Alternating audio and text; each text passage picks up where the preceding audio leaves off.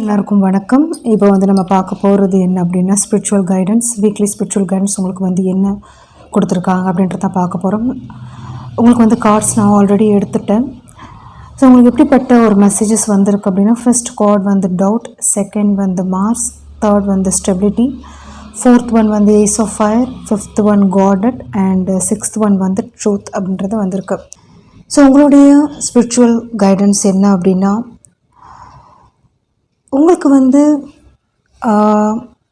Feeling lonely அப்படின்ற மாதிரி தெரியுது. நிறைய லைஃப்பில் ஒரு டவுட்ஸ் அப்படின்ற மாதிரி உங்களுக்கு இருக்குங்க.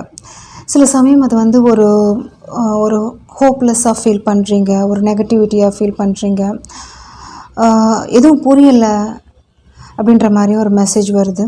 அதர் திங் உங்களுக்கு சொல்லணும் அப்படின்னா, சில விஷயத்துக்கு அதாவது இது சிலருக்கு பாஸ்ட் விஷயம் இருக்கலாம், வேலை சம்மந்தப்பட்ட விஷயத்தில் இருக்கலாம், இல்லை இது சிலருக்கு ரிலேஷன்ஷிப்பில் இருக்கலாம்.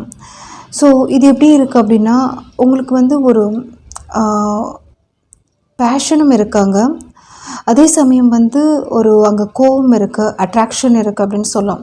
விஷயங்கள் ஆக்ஷன் பண்ண முடியலை, சிலருக்கு செப்பரேஷனில் இருக்கலாம், அதிகமான வாய்ப்புகள் இருக்குது. ஸோ இங்கே ஸ்டெபிலிட்டி அண்ட் ஃப்ளோ அப்படின்றது இருக்கும்போது விஷயங்கள் நீங்கள் பேலன்ஸ் பண்ணிக்கணும். அட் ப்ரெசன்ட் உங்களுடைய மெயினாக உங்களுடைய மைண்ட் அண்ட் சோல் முக்கியமாக நீங்கள் பண்ணிக்கணும். ரொம்ப இது யோசிக்காதீங்க, அதாவது ஓவர் திங்கிங் வேணாம், என்ன ஆகும் எப்படி போகும்.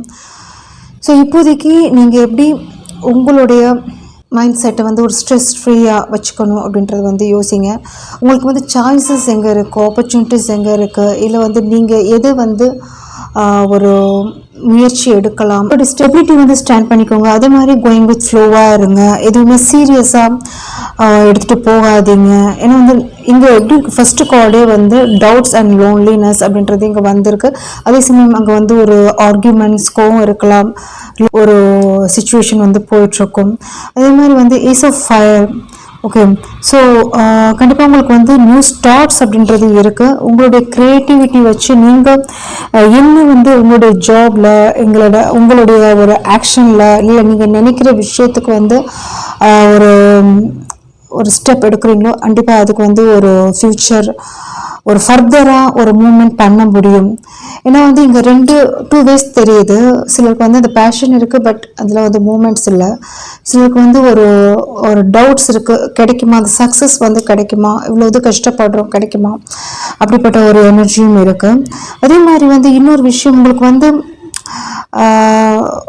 சில பேருக்கு இங்கே எப்படி இருக்குன்னா, ஹோல்டிங் பேட்டர்ன்ஸ் அப்படின்றது இருக்குது. ஸோ ஒரு செக்யூர்டாக ஃபீல் பண்ணலை, சில விஷயத்துக்கு ஒரு செக்யூர்டாக ஃபீல் பண்ணலை, சில விஷயம் இன்னும் நீங்கள் ஃபோல்ட் பண்ணி வச்சுருக்கீங்க, இல்லை ஒரு சில விஷயத்துக்கு யூனிவர்ஸ் மூலயமா ஒரு காடடாக இருக்கீங்களா அப்படின்ற ஒருப்பட்ட ஒரு எனர்ஜி. அதே மாதிரி உங்களுடைய மனசில் இருக்கிற விஷயம் ஓப்பனாக சொல்கிறது இல்லை. அதாவது பிளாக்டு ஹார்ட் சக்ரா அப்படின்றது வந்திருக்கு. பிளாக்டு ஹார்ட் சக்ரா அப்படின்றது வரும்போது உங்களுக்கு மனசில் இருக்குது, ஆனால் வெளியே சொல்கிறதுக்கு பயம், இல்லை மனசில் இருக்குது ஒரு ஸ்டெப் எடுக்கிறதுக்கு யோசிக்கிறீங்க, இல்லை ஏதாவது அங்கே பிரச்சனை ஆகுமா அப்படின்னு நினைக்கிறீங்க. ஸோ இங்கே என்ன சொல்கிறாங்க அப்படின்னா, ஓப்பன் யுவர் ஹார்ட் சக்ரா. உங்களுக்கு தேவையான விஷயத்த நீங்கள் தான் பண்ண முடியும். யாரும் உங்களுக்காக ஹெல்ப் பண்ண போகிறதில்ல, யாரும் உங்களுக்காக பேச போகிறதில்ல. உங்களுக்கு தேவையா, அது உங்களுக்கு அது கரெக்டாக இருக்கா, இல்லை அது மூலியமாக ஒரு ஃபேவர் இருக்கா ஃபியூச்சர்ல அப்படின்னா நீங்க தான் பேசணும். அதுக்கு யூனிவர்ஸ் உங்களுக்கு சப்போர்ட்டிவா இருக்காங்க.